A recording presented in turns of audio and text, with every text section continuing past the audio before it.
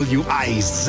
Panoorin ang live sa Aliw 23 at naka-live din sa DWIZ Facebook, YouTube at DWIZ News website. Kaya mga senyorito at mga senyorita, mga senyor, mga senyora, makibalita na kay Senyor Balita. Monday to Friday, alas 3 ng hapon. Bahagi pa rin ng DWIZ News Hapon Highlights. Nagbabalita ng tama, naglilingkod ng tama.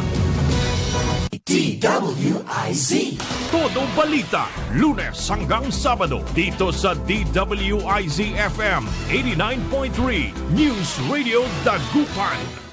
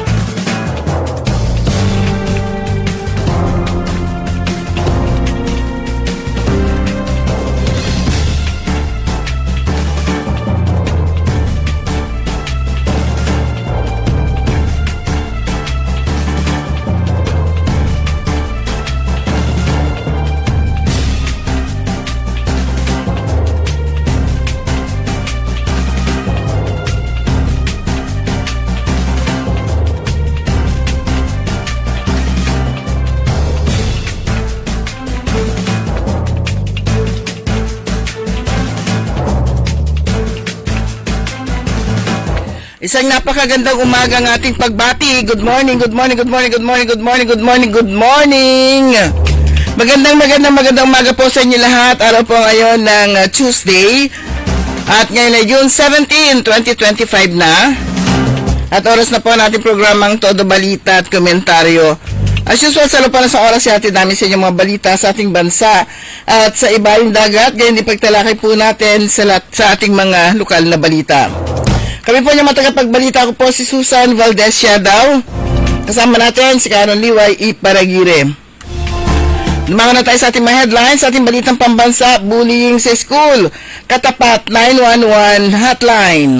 Todo balita. Driver, tanggal lisensya sa 1K na iya pasahe, taxi hub, kolorom na. Todo balita. Robin, numiksit na sa PDP laban presidency. Todo balita. Balita sa ibayong dagat, Knockings nationwide protest ikinasa versus Trump. Todo balita. Sa ating mga balitang lokal, 20 kabataang Pangasinense nagpamalas ng talento at husay sa Information and Communications Technology. Todo balita. Balik eskwela na, naging maayos sa siyudad ng Alaminos. Todo balita.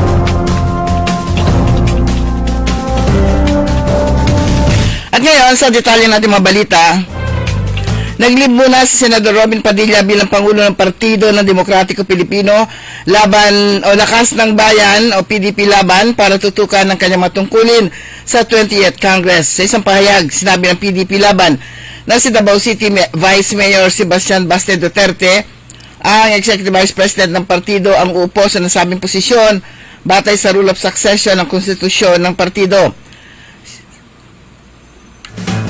Senator Robin Padilla has taken a leave as president of the PDP laban to focus on his duties as legislator in the 20th Congress ayon sa statement ng PDP Laban. With this development, Sebastian Baste Duterte, who is the PDP Laban Executive Vice President, will assume the party's presidency based on the rule of succession in the party constitution.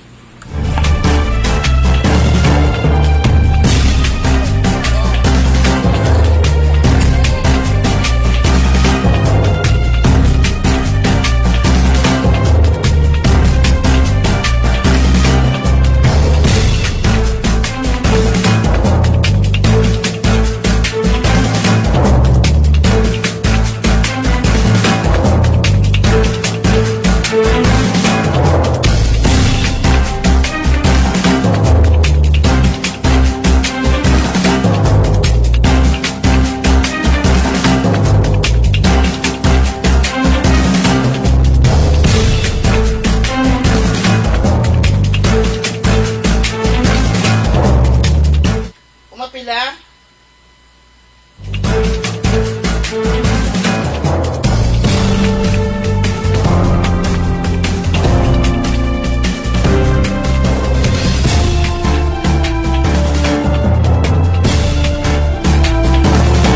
Umapila ang Malacanang sa mga opisyal at empleyado ng gobyerno na huwag magsishare ng misinformation at disinformation online.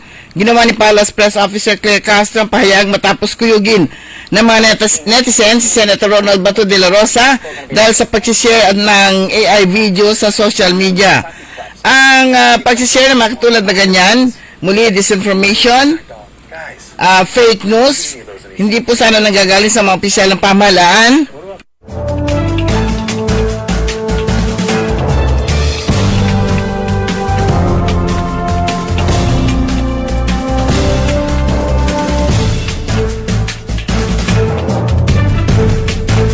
Nakakaduda, mas nakakawala ng tiwala kung mismo sa matataas na opisyal nanggagaling ang mga disinformation at fake news gate ni Yusek Castro. Nang tanungin kung kailan humingi ng apology si De La Rosa, sinabi ni Castro na hindi na kailangan kung kailangan humingi ng apology si De La Rosa, sinabi ni Castro na hindi na kailangan mag-apologize kung ginamit lang naman nila ang kanilang talino para alamin kung ang kanilang isishare mali, disinformation o AI-generated videos. Ang AI video ay tungkol umano sa dalawang lalaking estudyante na nagpapaliwanag kung bakit hindi nila sinuportahan ang impeachment ni Vice President Sara Duterte.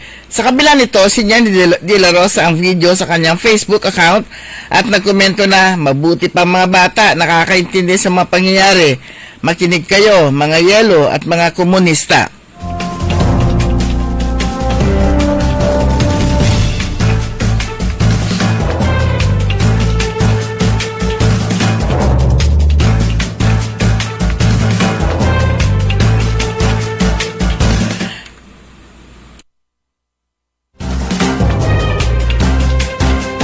Nagdagdag ang Bureau of Internal Revenue ng siyam na gamot na hindi papatawan ng value-added tax alinsunod sa rekomendasyon ng Food and Drug Administration. Pinirmahan ni BIR Commissioner Romeo Lumagi ang Revenue Memorandum Circular No. 59/2025 nitong June 11, 2025 na formal na tinanggalan ng VAT ang siyam na gamot. Ang mga gamot na dinagdag sa listahan na hindi sisigilin ng VAT ay ang mga gamot sa cancer, diabetes, hypertension, kidney disease at tuberculosis. Dahil hindi nasisigilin ng VAT, magmumura na dapat ang mga gamot na dinagdag sa listahan. Ang mga gamot sa cancer na hindi sisigilin ng VAT ay bortezomib, docetaxel, lenvatinib, lenalidomide at paclitaxel. Ang saxagliptin na may dapagliflozin naman ang nadagdag sa listahan ng mga gamot sa diabetes na wala ng VAT. Wala ng VAT ang losartan na may rosuvastatin at amlodipine sa hypertension. Peritoneal dialysis solution na may 2.5 dextrose sa kidney disease at ang rifampicin na may isoniazid at pyrazinamide na panlaban sa tuberculosis.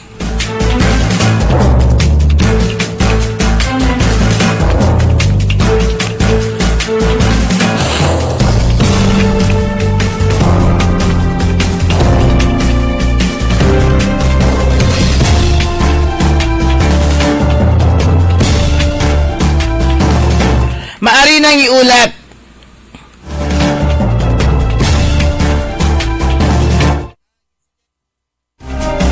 Maaari na iulat ang insidente ng pambubuli sa Philippine National Police sa pamamagitan ng pagtawag sa hotline 911 ayon kay PNP Chief Police General Nicolas Torre III. Sinabi ni Torre na mahigpit na sinusubaybayan ng pulisya ang bullying bilang isa sa mapangunahing alalahanin sa opisyal na pagbubukas ng school year 2025-2026.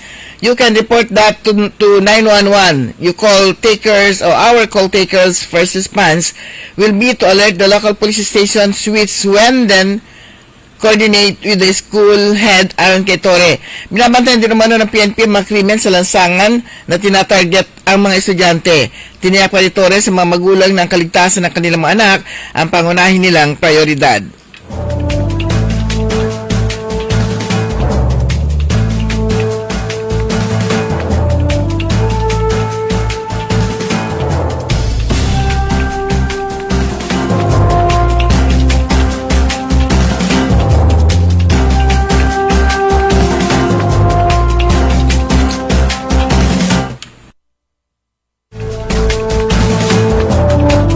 Dumako naman tayo sa ating mga lokal na balita, balita sa ibayong dagat.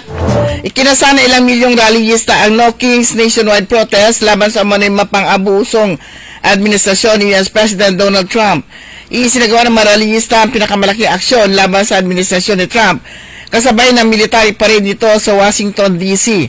Ang nasabing protesta na tinawag na No Kings ng mga bumubuo ng grupong 50501 movement na nangangahulugang 50 states, 50 protests, 1 movement.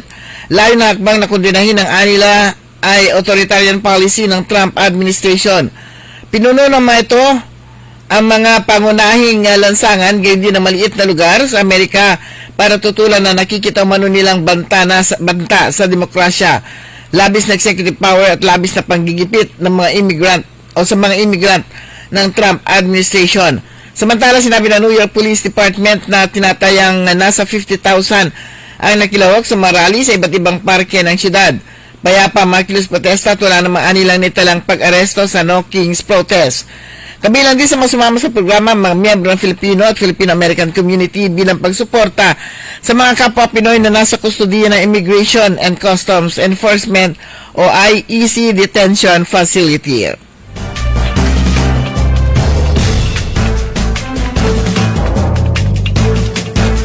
Sa ating mga balitang lokal, 20 kabataang Pangasinense na pamalas ng talento at husay sa Information and Communications Technology sa ginanap na 3rd Pangasinan IT Challenge for Youth with Disabilities sa Provincial Training and Development Center sa Bayan ng Lingayen. Bahagi ito ng patuloy na adhikain ni Governor Ramon Gico III na bumuo ng isang inklusibo, makabago at kabataang handa sa hinaharap na digital age. May 4 na kategorya ang paligsahan na kinabibilangan ng e-life map, e-tool Excel, e-tool PowerPoint, at e-tool content. Ito yung movie making. Sa e-life content naiuwi ang first place ni Lina Aquino Hunyo, deaf or hard of hearing ng Bayangbang National High School. Second place si Andrea D. Santos, visual ability ng Alamino City National High School. At third place ni Kylie Jared Aguirre, physical disability ng Bayangbang National High School.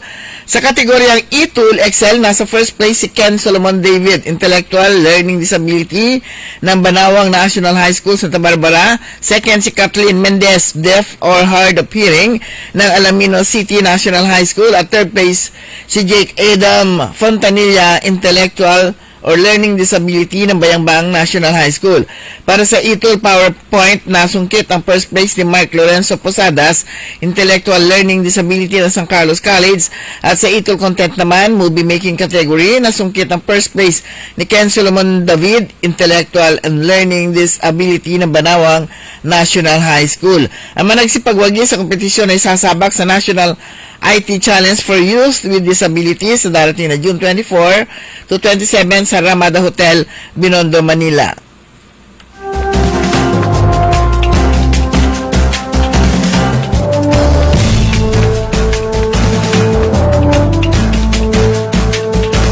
Samantala, naging maayos ang pagbubukas ng klase kahapon sa mga paaralan para sa school year 2025-2026 sa siyudad ng Alaminos. Batay sa datos na DepEd Alaminos sa City Division, kahapon may kabuang 21,749 na mag-aaral ang nitalang enrollees ngayong taon sa buong lungsod. Sa pagbabalik ng dating school year calendar o school calendar, inaasahan magdadala ito ng bagong sigla at pag-asa sa mga mag-aaral sa kanilang pagharap sa mga hamon tungo sa pagkakaroon ng mas kaaya-ayang karanasan, mas malalim na kaalaman at makabuluhang taon ng pagkatuto. Asahan naman daw ang administrasyon ni City Mayor Art Brian Celeste na tuloy-tuloy ang pag-aagapay at pagtulong sa mga mag-aaral, mga guro at buong sektor ng edukasyon sa lungsod.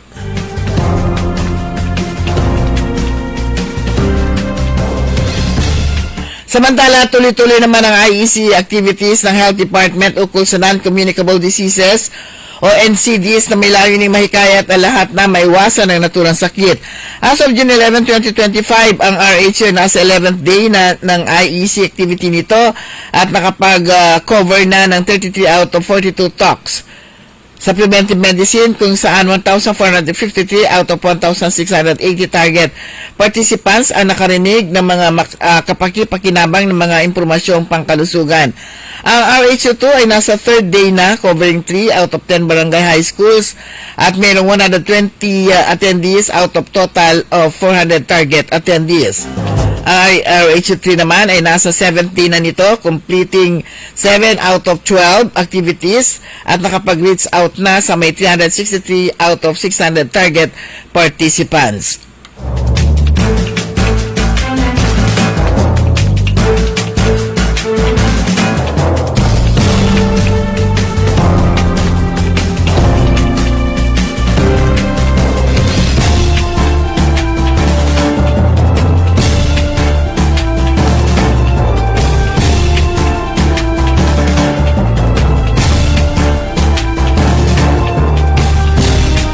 Sa ating balitang sports,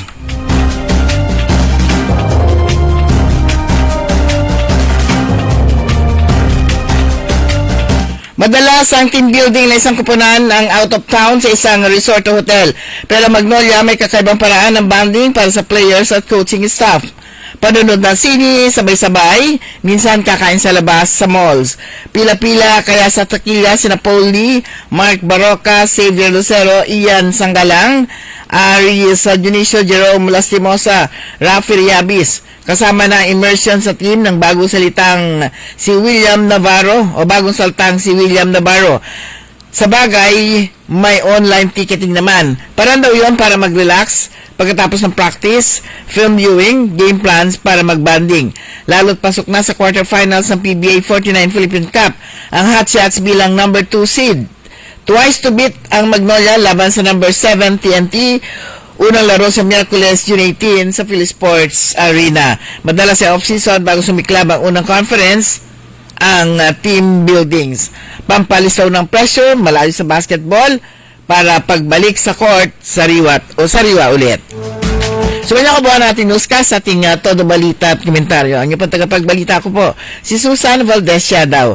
Kantabay po natin si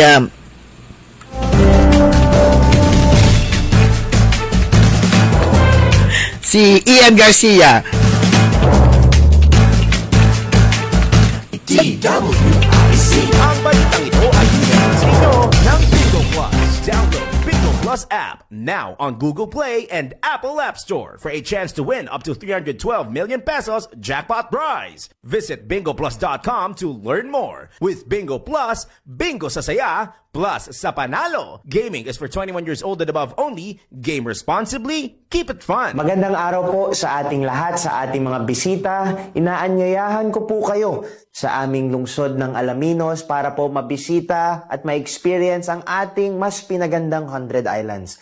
Marami na pong pagbabago sa ating mga isla at sana makita namin kayo dito sa aming lungsod para po makapag-swimming, makapag-enjoy kasama ang inyong barkada at ang inyong pamilya itong summer vacation. So tara na! dito sa Alaminos City para sa ating 100 Islands.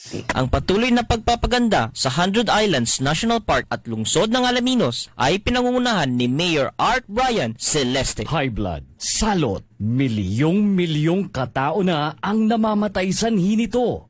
Kaibigan, baka ikaw na ang susunod. Ni Mrs. Flor de Lisa Barbosa, ti Rosario, Santiago City.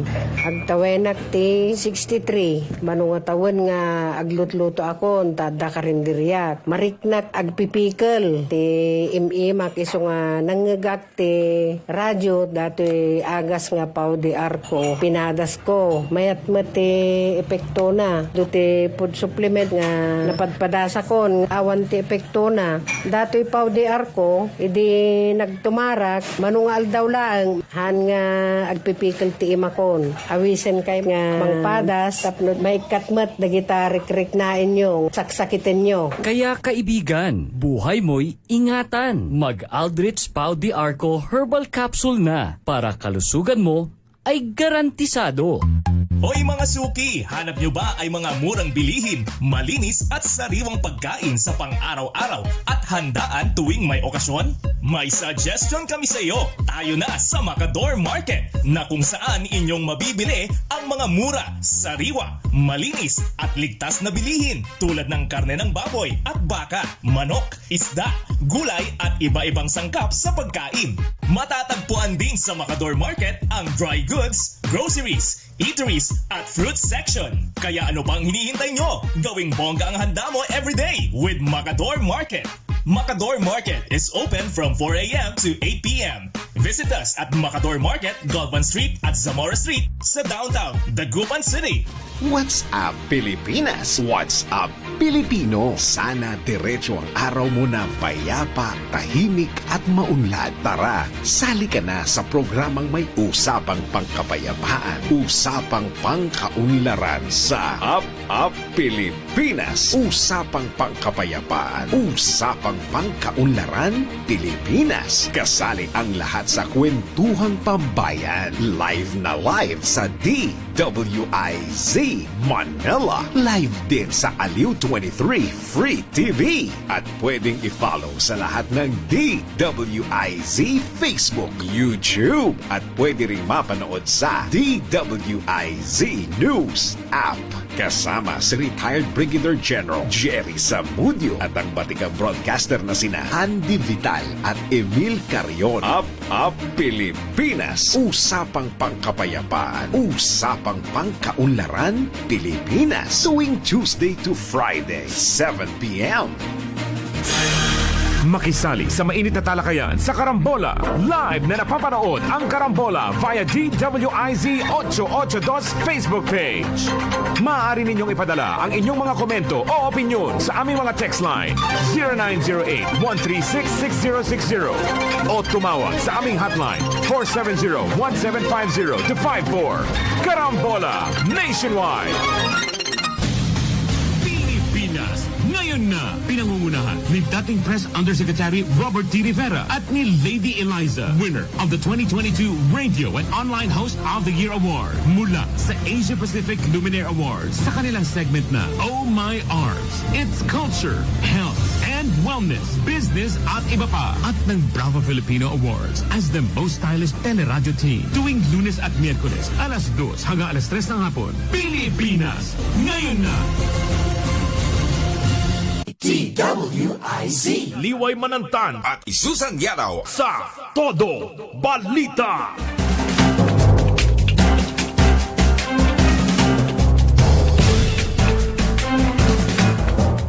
Okay mga kaibigan, bilis po na oras natin.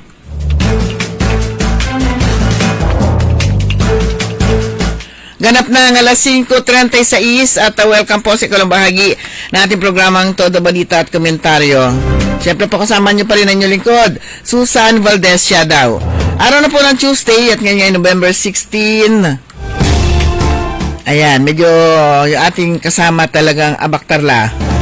Abaktar siguro. Ibig sabihin po talagang bagsak ang katawan.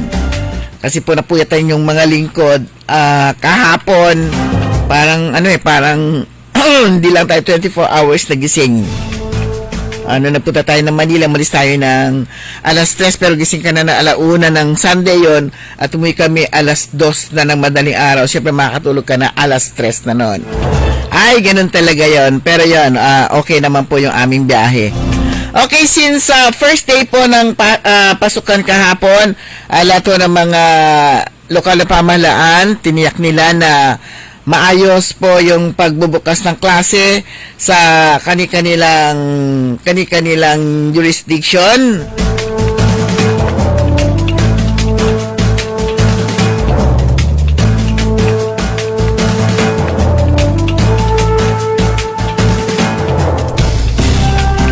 May problema talaga itong ano ko.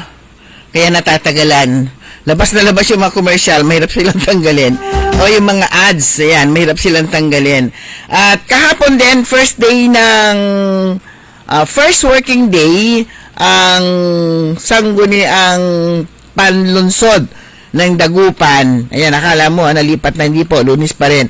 Pero nagkaroon ng committee hearing, a public hearing patungkol dito sa draft ordinance number 0920, an ordinance strengthening the operationalization of freedom of information and providing for a mechanism for the disclosure of public records in the city of Dagupan and providing penalties for violation thereof. Ito yun. Parang kahilingan nila na magkaroon ng access. Ayan. Magkaroon ng access hindi lang mamamahayag o kahit na sino man para sa mga public records ng syudad. Sa kasalukuyan, meron na tayong ongoing na freedom of information. Pero akala natin noon, itong freedom of information, mas libreng-libre ka na sa pagkuha ng mga information. Pero iba po, hindi ganon kadali. Mas mahirap actually ngayon. Kasi kailangan mo pang sumulat sa mga kinaukulan kahit na anong ahensya para ka makakuha ng information. Ayun, susulat ka lang naman. Hindi na unlike before, lalo na po yung mga police beat, yan, kung saan ka magpunta, lalong-lalo na kapag miyembro ka ng media, pagpunta mo sa police, buksan mo lang yung police blatter nila, pwede na. Pero ngayon hindi na pwede. Hindi ka na pwedeng magbukas basta-basta ng blatter. Yung iba nga, kakasuhan pa nila. Meron pang media nga na nakasuhan nga sa pagbubukas ng blatter. So ngayon, ipaalam mo muna kapag pinayagang kadigo. Ayan. Ang dami kasing ngayon, ang dami kasing mga ipinasang batas na kinakailangang i-consider. Ito nga po yung Data Privacy Act na tinatawag po nila. Maging yung mga kahit na mga cases ngayon, kailangan ingat na ingat ka pa rin. Hindi mo pwedeng sabihin kung sino ang suspect, hindi mo pwedeng sabihin kung sino yung lalong-lalo na po yung mga biktima. Dahil nga po dito sa tinatawag na Data Privacy Act. Kailangan merong consent ang kapag maglalabas po tayo.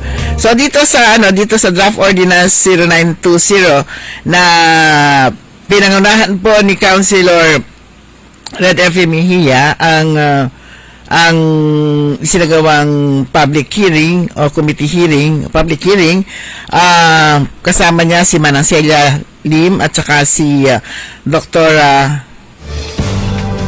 Malu Fernandez, ay dinaluhan din ito ng ilang mamamahayag mula sa iba't ibang mga himpilan na radyo at saka sa newsprint ng mga media.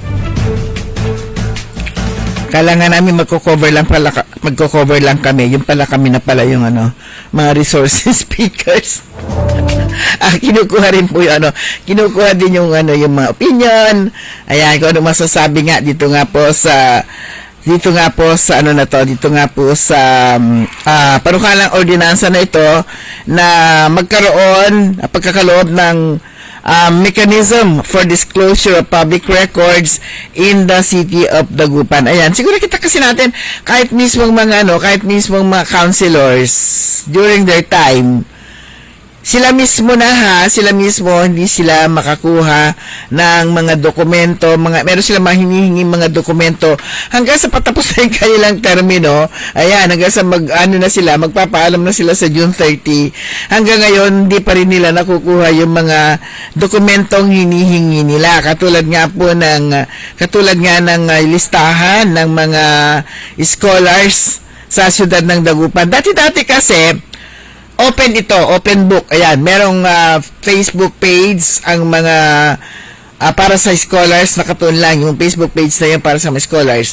Lahat ng mga papasa, lahat ng mga scholars, makikita mo sa listahan, buksan mo lang yung page na yon, buksan mo lamang yung account na yon, makikita mo na kung sino-sino yung mga scholars. Open siya, transparent siya, itong na to, yung nakalipas na administrasyon patungkol nga po sa mga scholars. So, actually yan, maraming mga yung ating mga kasamahan, marami silang mga panukala, revision o gustong palitan o idagdag patungkol nga po dito sa dito sa panukalang ordinance na to. Pero akong tanong ko kasi is, papasa ba to? yun eh. Hindi ba to magiging, yung term natin, hindi ba to dead on arrival? Parang ganun pagdating. Ibig sabihin, i-veto lang to. Although, maganda yung panukala, pero yung, na-obserban nga po natin kasi ng mga nakalipas na pagka-cover natin doon, kahit na gaano kaganda po yung yung ordinansa, o mga panukalang batas na ipinapasa nga po ng Majority 7 noon, wala namang pumasa. Ang pumapasa lang na alam ko yung kasama sila lahat, pero yung kapag ang Majority 7 ang authors na kahit na gaano kaganda mga isinulong nila mga ordinansa, hindi po yun ipinapasa, hindi po yun pumapasa sa pagdating po sa local executive o pagdating po sa kamay na ni Mayor. Kaya sabi natin, kasi parang parang ginagawang ito kung hindi rin lang ito papasa. Ayan. Pero sabi ni Councilor Red Earth Mejia, ay hindi nga niya masasagot yun kung ano mangyayari. Pero umaasa sila na ipapasa ito kasi ipapasa nila ito kasi kung ang pag-uusapan naman ay yung transparency, dahil nga po lagi naman po nilang sinasabi na magiging transparent yung kanilang administrasyon. So malamang na ipasa to. Naisip ko naman kung sakaling hindi nila ipasa, kasi ang ginagawa nilang noon kapag hindi hindi nga papasa, i-veto nga. Pero gagawa sila ng panibagong panukala, same din. Yung nilalaman, papalitan lang kung sino yung papalitan ng konti, re-revise ng konti yung title, at papalitan lang yung mga authors. So, kung gano'n na mangyari, hindi nila ito ipapasa, dahil nga, magiging bida talaga sila kapag pumasa to, pwedeng hindi nila ito ipasa, at pwedeng i-refile nila ito sa ngalan ng ibang pangalan, pwede na rin. Ayan, pwede na rin kung yun din yung kung ang nilalaman nitong draft ordinance na to, yun din yung kanila ilalagay o bawasan na nila para hindi eksaktong kinopya o dagdagan nila para hindi siya copy and paste, parang ganon. Pwede na rin basta kung ang purpose nito ay magkaroon ng right to access to information ang bawat mamamayan ng siyudad ng Dagupan. So dito po sa Section 5, Right to Access Information, bawat tao, bawat mamamayan, every person shall have the right to access, examine, and copy a public record. So itong karapatan na to shall include the right to publish or otherwise disseminate a public record or the information contained in a public record. Ayan, meron kasi yung mga public record na kinakailangan, meron din kasi mga information na dapat alam din ng mga publiko para aliwaran yan, para hindi naman sila para informed din naman to ating mga kababayan. So the right to copy a public record shall include the right to take photographs, video or sound recordings, or to make physical copies through printing, photocopying, or other similar means. Number 2, no party requesting for information shall be required to provide any personal information except as is reasonably needed to send either the information sought or a notice for the denial of the request, nor shall any person be required to make a personal appearance. Pero parang ano to, malabo to. Siyempre kapag ka magre-request ka ng ng information, yung mga hinihingan mo ng information, kailangan din nilang alamin kung sino yung humingi ng information. Parang ganon. Pero dapat naman sana talaga, mas maganda rin po yung suggestion po ng isa sa mga kasama po natin. Dapat bawat departamento, meron sila OPE kasi public public records. So dapat hindi nila itinatawag para hindi na magre-request.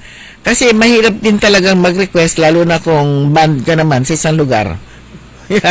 Hindi ka welcome doon. Ayan. Baka umabot ka na ng 10 oras, hindi ka pa rin pinapansin. Ayan. At busy ka, nakaarapon. Iba-iba pa rin yung meron ng website.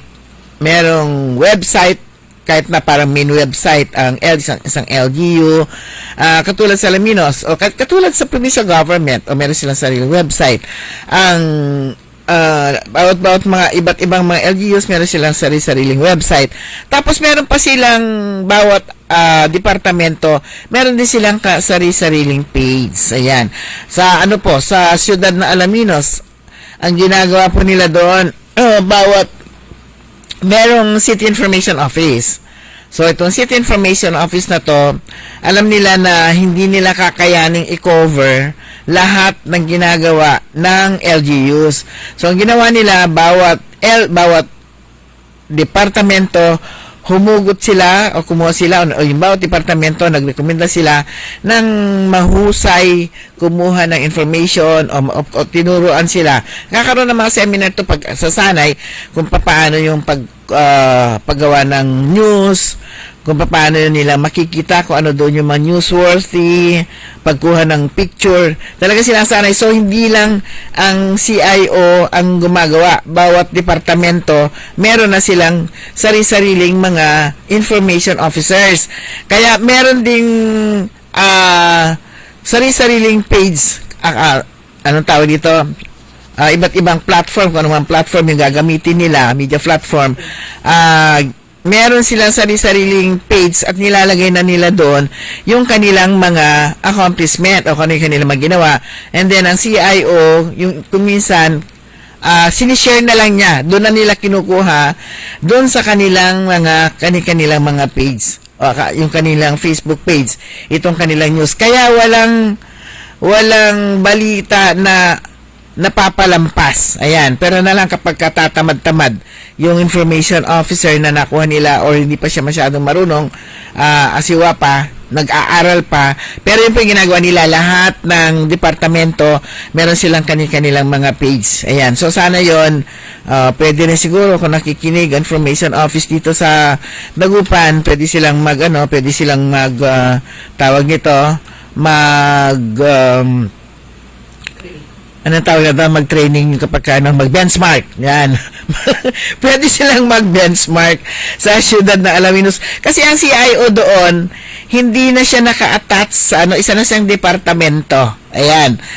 Meron na siyang isa siyang departamento, yung yung head doon, department head na siya talaga. Hindi siya naka-attach sa mayor's office. Kasi minsan yung mga ibang mga information offices naka-attach sila sa office of the mayor, kaya karamihan ng kanilang mga balita tungkol lang kay mayor. Yan, nakatutok lang sila kung ano yung mga activities ni mayor. Napapabayaan yung mga iba't ibang mga informations na dapat ay alam din na ating mga kababayan. Napakaraming mga informations na dapat ding alamin. So, yun yung ang kahalagahan nga po nun, ang kagandahan nun, pupunta ka na lang sa Facebook page, halimbawa, Poso, tingnan mo na lang, punta ka na lang sa Poso kung meron kang gustong makita doon, at doon mo na lang makikita yung mga information na gusto mo, kung City Health o sa City Veterinary, ganon, or Tourism Department o Tourism kung ano yung gusto mong malaman, punta na lang kayo doon sa page na yon. Hindi ka na kailangan pang pumunta sa LGU para mag-request ng dokumento. So itong nakita natin, itong draft ordinance nito ng Majority 7, nakita natin yung kanilang pagkauhaw sa information. Pagkauhaw sa information kasi nga po yung during their time, lahat ng mga gusto nila ma-informations na gusto nilang malaman hanggang sa, sabi ko nga, patapos na yung kanilang term, ngayon June 30, hindi pa rin po nila nakukuha yung mga informations na gusto nilang malaman. Yes, magandang umaga. Hindi na sana ako sasali kasi malapit nang matapos. Pero naano ko lang yung sabi nyo na kada departamento pwede naman silang magkaroon ng sarili nilang page na naka-attach ito sa information office o kaya sa mayor's office o whatever post nila ay lalabas din doon. Naalala ko lang kasi yung isang maliit na bayan, ang bayan ng Basista, may sariling Facebook page ang kanilang agriculture office na kung saan inilalabas nila doon yung mga accomplishment reports nila o kung ano man yung kanilang mga announcements para naman sa mga magsasaka and the people in general. Meron din sariling Facebook page ang kanilang Solid Waste Management Office na ina-update palagi ng kanilang mga kababayan. So kumbaga, itong opisina na to na every day o every week na meron silang magaganda accomplishments or may mga announcements, sila na mismo yung naglalabas ng information and then naka-attach o kumbaga sa letter copy-paste nakatag yung kanilang information office at saka yung office of the mayor. Ayan, kagaya niyan, gusto mong may malaman sa Dagupan City, ayan, pag i-open mo yung Dagupan City, ayan, kung hanap ka ng para makakuha ka ng information sa Dagupan City na gusto mong malaman na makikita mo rito, ayan, na lumabas, Dagupan, legit buy and sell. Ayan, isang radio station sa Dagupan City National High School, R1 Dagupan CJFD, DWIC Dagupan Ilaban ko, I love Dagupan City. Ayun siguro, so yun siguro yung mga Facebook accounts na lalabas. Dagupan City Food to Go. Ayan. Ewan ko siguro kung hahanapin pa natin sa Dagupan City Information. Kanto. Ang lumabas dito, Dagupan City People's Astrodome. Ayan, City of Dagupan, Pangasinan. Kanto. Ayun. Ang lumabas, Inner Wheel Club of Downtown Dagupan. Nung open ko siya. Parang sa din, i-type mo Bulinaw. Ayan, lalabas Bulinaw Tourism and Information Office, Bulinaw Water Works System, PCR Bulinaw, Bulinaw Business Tourism Association Incorporated, etc. So, kumbaga, pag tinype mo, lalabas yung hinahanap mo. O most likely, makikita mo. So, pag sa Dagupan, hanap ka ng, punta ka sa Information Office, siyempre, ang pinaka-root word palagi dyan, kung ano yung lugar o pangalan na most likely ma-attach doon sa hanapin mo. Like, Dagupan Information Office o Dagupan City Government, ito type mong Dagupan. At pag tinype mo yung Dagupan, dito naman sa akin lumabas, Dagupan Swimming Team. SDO Dagupan Gulayan sa Paaralan. Ayan, Dagupan City National High School, DWIC Dagupan. Yan yung mga lalabas. So, kumbaga, matadagdagan mo ng word para ganun pa yung pag-Google. Pero pag sa dictionary kasi, first two letters, di ba? Pag hahanap ka ng word. And lalabas na. Dadagdagan mo. Kung hindi pa rin hanapin mo yung sunod na pangatlo o pang-apat na letters para to form the word. Lalo na pag hindi mo alam yung spelling. So, napaka-importante po na itong FOI, Freedom of Information, although may mga restrictions po yan, yung inilabas po ng yung batas national government. Kaya lang, sa baba, napakahalaga yung free-flowing yung information para sa mga residente. Ayan. Itong kanilang draft ordinance, nakalagay nga dito, kailangan merong free right to access to information, Section 6, duty of a city information officer. It shall be the duty of the city information officer to prepare a people's right to information manual pursuant to Section 14 of this ordinance, provide assistance to all city government offices in matters of public access to information and the process as required by this ordinance and other applicable laws and ordinances, executive order, memoranda, provides assistance to requests or information as needed, receives requests, parang nakafocus sa city information officer. So yun, lutang ako nung umattend ng nitong hearing na to. Committee hearing. Kaya tulog yung utak ko din, hindi ko naisip nga yung mga pwedeng isuggest din na kung pwede lahat ng para hindi siya, kung meron kang gustong malaman nga yung ating mga kababayan, katulad niya particularly dati na meron na, kung siguro baka open pa yung yung page na yon, merong page ang scholarship ng Dagupan noon, then headed by Miss Lenny Di Venecia. Open yon, lahat ng mga scholars lahat ng mga information na gusto malaman ng mga scholars, dapat nga nakatutok sila ron para updated sila. Lahat sila doon na lang titingin kung ano yung mga concerns at makikita nila yung mga pangalan doon. At least alam mo na ikaw scholar, you belong. Andun yung pangalan mo, sigurado kang andun. Kapag nawawala yung pangalan mo doon, pero pwede mo i-call yung kanilang attention kasi nga scholar ka, bakit wala yung pangalan mo, hindi listed doon. So mga ganon na mga bagay-bagay na para dapat kung transparency din lang yung gustong ipatupad nitong ating ng kasalukuyang administrasyon, dahil nga sabi nga nila tuloy-tuloy na yung anong tawag nila, unli serbisyo.